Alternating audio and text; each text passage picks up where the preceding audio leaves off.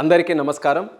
కేంద్రీయ విద్యాలయ పలాస తరగతుల ప్రారంభోత్సవ కార్యక్రమానికి హాజరైన శ్రీకాకుళం జిల్లా young and dynamic collector Swapnil Dinakar Punkar గారికి, మనందరి అభిమాన నాయకురాలు, నీతి నిజాయితీ రాజకీయాలకు పేరైన గౌతు కుటుంబం నుంచి విచ్చేసిన మూడో తరం సేవకురాలు సిక్కోలు శివంగి, మన పలాస శాసనసభ్యురాలు శ్రీమతి గౌతు శిరీషక్క గారికి, అలాగే మన కేంద్రీయ విద్యాలయ సిబ్బందికి, వేదికను అలంకరించిన పెద్దలకు, విద్యార్థులకు, తల్లిదండ్రులకు, విశిష్ట అతిథులందరికీ నా హృదయపూర్వక నమస్కారాలు. ఒకవైపు పవిత్రమైన చందనోత్సవం, మరోవైపు మన రాష్ట్ర అభివృద్ధికి, తెలుగు జాతి అభ్యున్నత కోసం, పేదల, రైతుల, మహిళల సంక్షేమం కోసం నిరంతరం కృషి చేస్తూ మన రాష్ట్రాన్ని నవ్యాంధ్రప్రదేశ్గా, స్వర్ణాంధ్రప్రదేశ్గా తయారు చేయాలని సంకల్పంతో ముందుకు వెళ్తున్న ముఖ్యమంత్రి వర్యులు శ్రీ నారా చంద్రబాబు నాయుడు గారి జన్మదినం కూడా. ఈ శుభదినాన మన ఉద్దాన ప్రాంతంలో కేంద్రీయ విద్యాలయం పలాస తరగతుల ప్రారంభం జరగడం నాకెంతో ఆనందంగా ఉంది.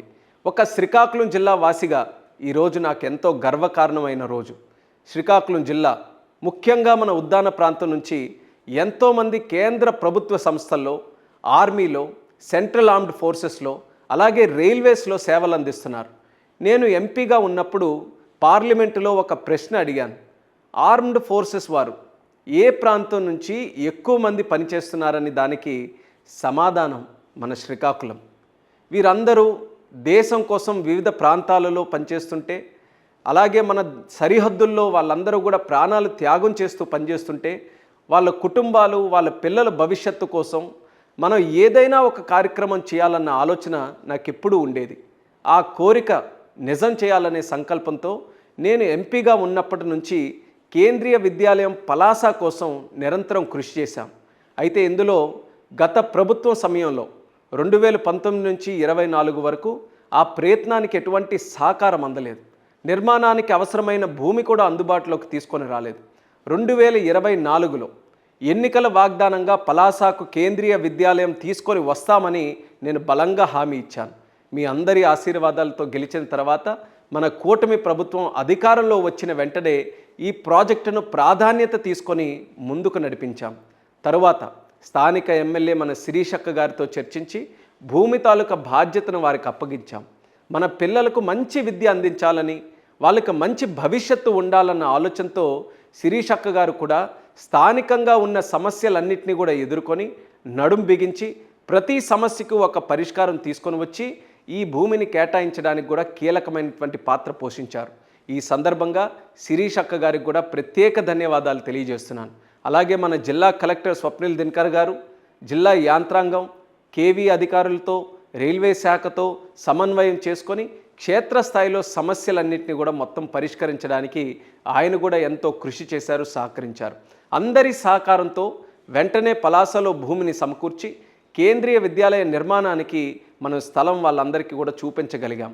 అప్పుడు అక్టోబర్ 2025లో కేంద్ర కేబినెట్ ద్వారా మన ప్రధానమంత్రి శ్రీ నరేంద్ర మోదీ గారి ఆశీస్సులతో, విద్యాశాఖ మంత్రివర్యులు ధర్మేంద్ర ప్రధాని గారి తాలూకా సహకారంతో దేశంలో 57 కేంద్ర విద్యాలయాలు శాంక్షన్ చేయబడితే అందులో మన పలాస కేవీని మనం అందరం సాధించుకున్నాం.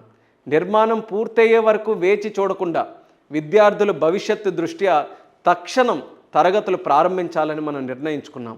ఇందుకోసం ఒకప్పుడు రైల్వే స్కూల్గా మన పలాసలో ఉండి ప్రస్తుతం బ్యారెక్స్గా వాడుతున్న భవనాన్ని రైల్వే శాఖ అధికారులతో మాట్లాడి సమన్వయం చేసుకొని అవసరమైన సౌకర్యాలతో దాన్ని పునరుద్ధరించి ఈరోజు బాలవాటిక 1 నుండి 5వ తరగతి వరకు నేడు సుమారు 320 మంది విద్యార్థులతో తరగతులు ప్రారంభించగలుగుతున్నాం. ఇది ఎంతో గర్వకారణమని కూడా తెలియజేస్తున్నాను. రెవెన్యూ, రైల్వేస్, కేవీ సంఘటన్, ఇలా పలు డిపార్ట్మెంట్లతో, ఎమ్మెల్యే గారితో, నాతో చాలా చక్కగా సమన్వయం చేసుకొని తరగతిని, ఈ యొక్క క్లాసెస్ ప్రారంభించడానికి అన్ని రకాలుగా కృషి చేసి సహకారం అందించిన మన కలెక్టర్ స్వప్నిల్ దినకర్ గారికి కూడా ప్రత్యేక అభినందనలు, ధన్యవాదాలు కూడా ఈ సందర్భంగా తెలియజేస్తున్నాను. కేంద్రీయ విద్యాలయం అనేది కేవలం ఒక పాఠశాల మాత్రమే కాదు, ఇది ఒక యాస్పిరేషనల్ ఇన్స్టిట్యూషన్. ఇక్కడ చదివే విద్యార్థులకు బలమైన పునాది ఏర్పడి భవిష్యత్తులో ఉన్నత స్థానాలకి చేరుకోవడానికి ఇది ఒక మార్గదర్శకంగా ఉంటుంది. వారి జీవితాల్లో కొత్త అవకాశాలకి ఇది ద్వారాలు కూడా తెరుస్తుంది. దేశంలోనే అత్యంత డిమాండ్ ఉన్న స్కూల్స్లో ఒకటి కేవీ. అలాంటిది మన శ్రీకాకుళం జిల్లాలో ఒకటి ఉన్నప్పటికీ నేను ఎంపీగా ఉన్నప్పుడు కూడా నాకు శ్రీకాకుళం కేవీ కోసం ఎంతోమంది వాళ్ళ పిల్లల్ని జాయిన్ చేయడానికి నాకు రిక్వెస్ట్లు వస్తూ ఉండేవి. అలాంటిది ఈరోజు ఎడిషనల్గా మనం కేవీ పలాస కూడా మనం స్టార్ట్ చేయబోతున్నాం. సో మన జిల్లాలో మన పిల్లలకి ఒక మంచి అవకాశం, చదువుకునే అవకాశం ఈ కేవీ పలాస ద్వారా మనం వాళ్ళందరికీ కల్పిస్తున్నాం. ఇక్కడి నుంచి చదివి వెళ్ళే విద్యార్థులు రాబోయే రోజుల్లో జిల్లా అభివృద్ధికి, రాష్ట్ర అభివృద్ధికి, దేశ అభివృద్ధికి కీలక పాత్ర పోషిస్తారని నాకు పూర్తి నమ్మకం ఉంది. మన శ్రీకాకుళం జిల్లాలో విద్యతోనే మార్పు తీసుకొని రావాలని, జిల్లాలో పుట్టిన ప్రతి వ్యక్తి విద్యావంతుడు అయి ఉండాలని నాన్నగారు స్వర్గీయ కింజరాపు ఎర్రన్నాయుడు గారు ఎప్పుడూ కూడా నమ్మేవారు. అందరితో కూడా ఆ మాటను పంచుకునేవారు. మన జిల్లా వలసల జిల్లా కాదు, అవకాశాల జిల్లా. Yes, Srikakulam is a district of opportunity అని ఇక్కడ నుండి వెళ్ళిన వారు నిరూపిస్తారు.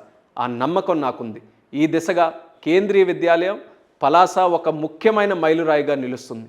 ఈ కార్యక్రమంలో భాగస్వాములైన ప్రతి ఒక్కరికి కూడా మరొకసారి నా ధన్యవాదాలు.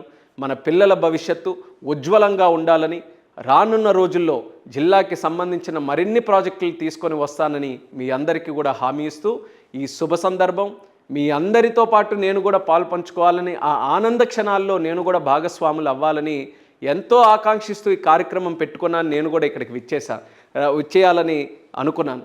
కానీ సడన్గా మన ముఖ్యమంత్రి వర్యులు చంద్రబాబు నాయుడు గారితో తమిళనాడు వెళ్ళే కార్యక్రమం రావడం వల్ల నేను ప్రత్యక్షంగా ఇందులో పాల్గొనలేనప్పటికీ నా మాటల ద్వారానైనా ఈ కార్యక్రమంలో నేను పాల్గొనాలని ఈ వీడియో మెసేజ్ మీ అందరికీ కూడా పంపిస్తున్నాను. మరి ఈ యొక్క ఆనందమైనటువంటి క్షణం మీ అందరూ కూడా ఇది విజయవంతం చేయాలని, పిల్లల భవిష్యత్తు ఎప్పుడు కూడా బాగుండాలని మరొకసారి సందర్భంగా తెలియజేసుకుంటూ అందరికీ శుభాకాంక్షలు, ధన్యవాదాలు. జై హింద్, జై భారత్, జై హో శ్రీకాకుళం.